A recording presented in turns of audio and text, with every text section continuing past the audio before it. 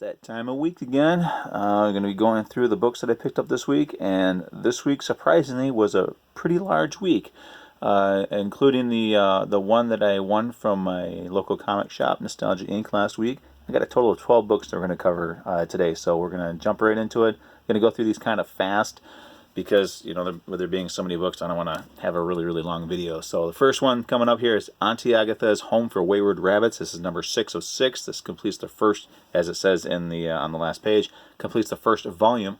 The main reason why I picked this up in the first place was this name right here. Pretty much anything that he does, I'm going to check out. It was also recommended by Cody Lockwood of Lockwood's Loot.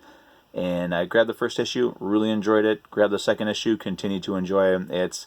It's just a slice of life story, I guess you could say, that just involves talking rabbits that live in this area that's trying to be taken over by your traditional generic evil corporation, and the rabbits decide to do what they can to kind of keep their homes safe. It's not over the top violent, it's not gory or anything like that. It's just a fun little quirky story with some very interesting characters.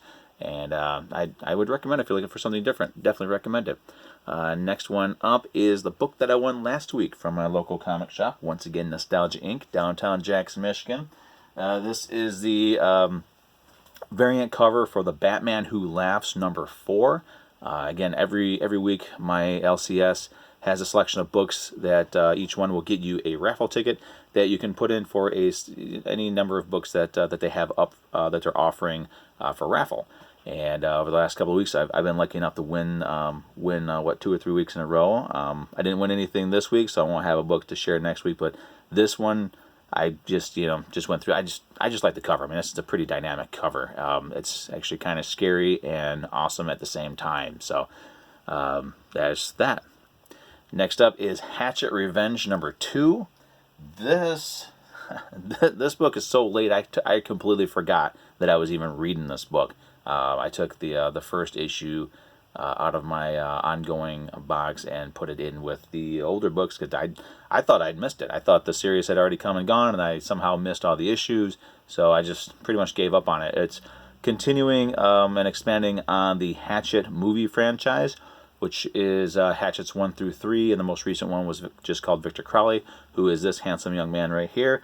It's he's just this spirit that haunts the swamp. He's sort of like Jason in a swamp, I guess you could say. And it's just a nice traditional 80s slasher, gore fest.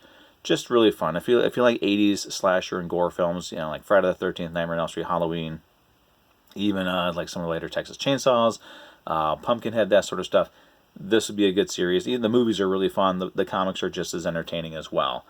So next up is going to be the 42nd issue of Invader Zim, continuing the misadventures of Zim, Gur, Dib, and all the other characters. This just is a very entertaining series. I don't really not much more you can say about it. If you're a fan of the cartoon, once again, I recommend this series because it's a fun expansion.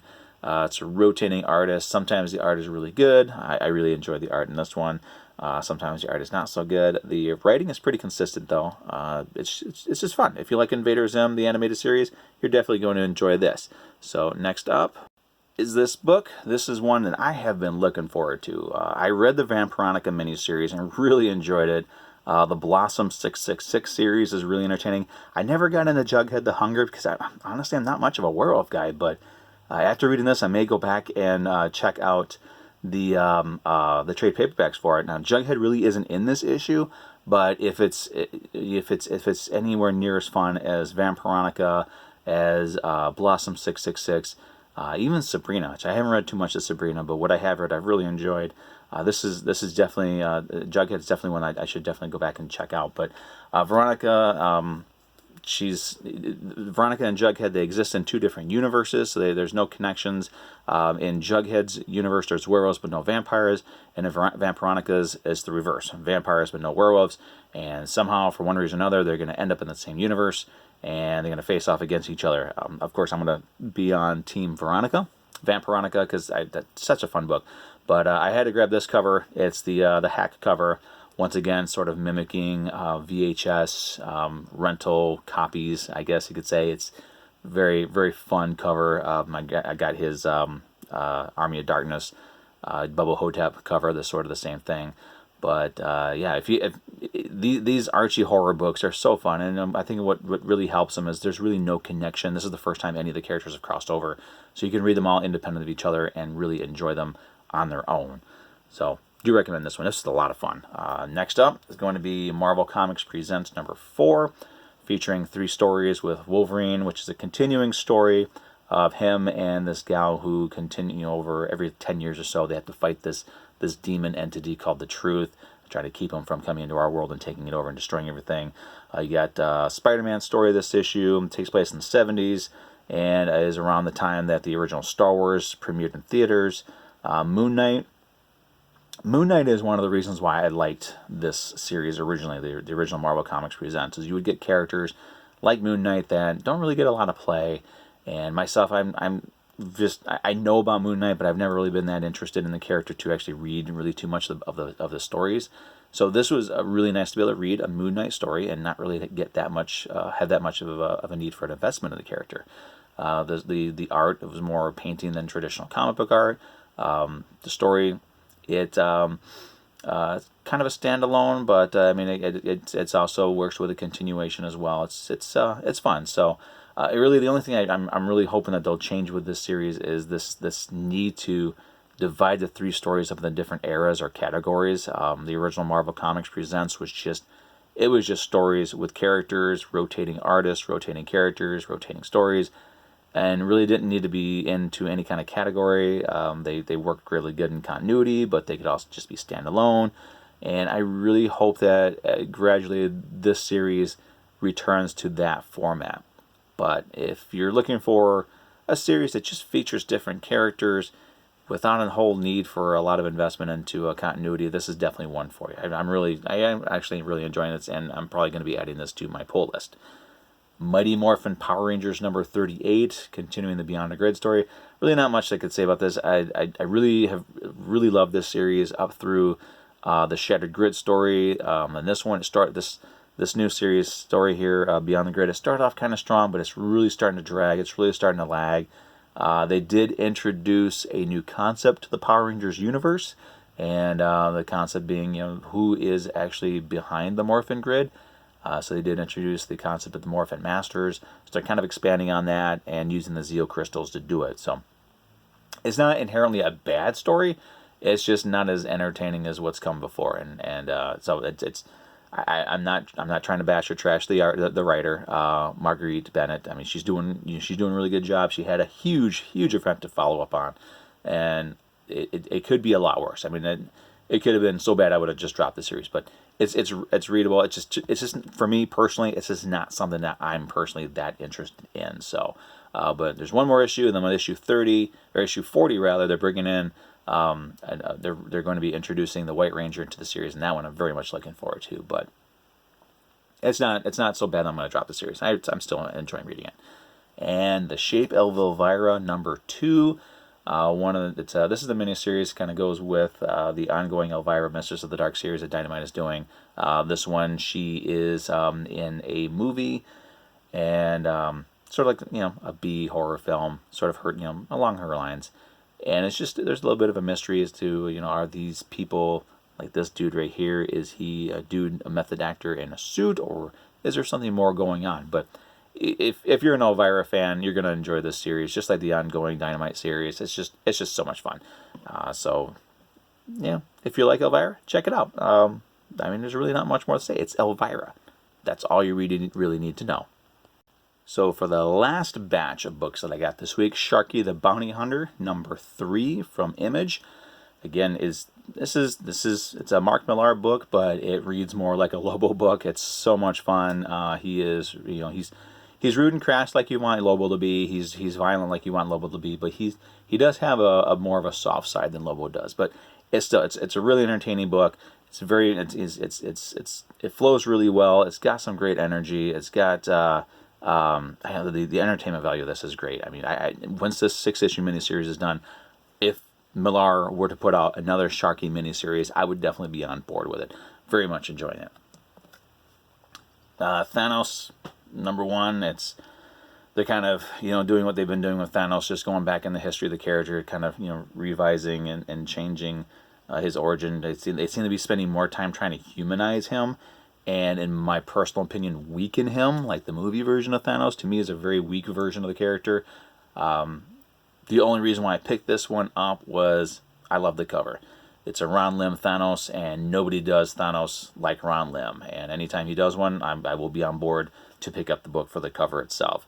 I did read it. It's all right. I'm not going to stick with the series. I have no interest in seeing this character humanized and given unnecessary layers. I mean, if you really want to read a solid Thanos story, all you really need to do is read the Thanos Quest, the 2-issue prestige format miniseries that preceded the Infinity Gauntlet. That right there pretty much gives you all the layers that Thanos has ever needed. He's willing to do anything and everything he can to achieve his goals. But sometimes there's things that he regrets doing. But this, I don't know, it didn't interest me. If you're a Thanos fan and you want to read just something that's Thanos and Gamora and kind of learn, a version of their history, this would be for you. But it wasn't for me. But the cover is really sweet. I love that cover. So this week's True Believers that I picked up, I know there were some Star Wars books. Not really a Star Wars fan, so I passed on those. Although there's one coming out next week that I may check out. But True Believers, Avengers Forever. This is the first issue in its entirety of I think it was a 12-issue maxi series that came out some time ago, and I never read it. I've always been kind of curious about it. So this is why True Believers to me is like the perfect. It's a perfect program for Marvel when they reprint them in their entirety. See, I've always been curious about this story, but I've never gotten around to reading it. This came out for $1. I picked it up. I read it last night. Now I am going to be looking for the trade paperback because this is a really good story. Great art, great story, a lovely mix of characters, a wide cast of characters. So I'm going to be checking out the trade paperback. So I want to finally read this story. So a lot of fun. Also, this is what I wish Marvel would do with these True Believers is keep the title the way it's supposed to be, unlike what they did with the next one I picked up. Rocket Raccoon #1. It's the original cover. The original logo is down here, but it's under the Avengers tag. Rocket's never really been in the Avengers. He's never really had much to do with the Avengers. He's off doing his own thing. If he's with a team, it's with the Guardians of the Galaxy. So this is one of the things I just, as much as I love the True Believers, the one complaint I have is that they keep changing the logos for whatever reason. I mean, this Rocket Raccoon should be up here. I mean, they could have Avengers, now we're bringing Avengers or whatever. But still, it's only $1. It's a reprint of a book that it's just a really fun read. It's Mike Mignola. So Hellboy fans, this is something else that he has done that you should definitely check out. Again, True Believers are a great way to check out some classic and contemporary classic Marvel stuff for $1. So there's really no reason not to try this stuff. So this was the last book I picked up this week. So as we usually do, as I enjoy doing after I do the individual books, kind of show all at once the books that I picked up this week. Nice selection. I grabbed a full amount to fill my entire wall here. So kind of glad I didn't get more than this because I wouldn't have had room for them all. And I did miss a couple of them this week. Superior Spider-Man, my LCS actually sold out of it, which is awesome. It kind of sucks that I didn't get it, but it's still awesome that the book is selling out. And the new Doctor Strange, not really a Doctor Strange reader for the new stuff, but the series that they're doing, the story they're doing with him and Galactus and Dormammu, I really want to check out. But this is what I grabbed this week, and as always, hopefully one of these books or more of these books are something that would interest you, something I said would get you curious enough to check these out. If you do, great, and if you love the book, awesome. But as I always like to say, never be afraid to try out new books. There's a great selection of books. It's not just Marvel, it's not just DC. There's an awesome selection of publishers out there that do an awesome selection of books. They have something for everybody. So if you check out something that's not for you, check out something else. Go to your local comic book shop. Talk to the people who work there. Talk to the people who are in there shopping for books. Kind of pick their brains a little bit. See what they read, see what they like, and maybe you'll connect with something. But the other thing is Free Comic Book Day. We are less than 2 weeks, or just over a week. We'll say just over a week because it seems shorter. Just over a week from the new from the current free comic book day. A great time to go into your local comic shop. Most of them will have sales. You can check out some stuff. You can check out the free comic books. Hopefully, again, find something new. Find something that interests you. This is what it's all about. It's not really about books being worth anything. It's not really about connecting with the movies. Exactly. It's about finding something that you like, escapist entertainment, to enjoy for yourself and hopefully share with other people. So this is what I got. I'm getting off my soapbox now, so you can get back to what you're doing. Thanks for checking out my video, and we will see you next week.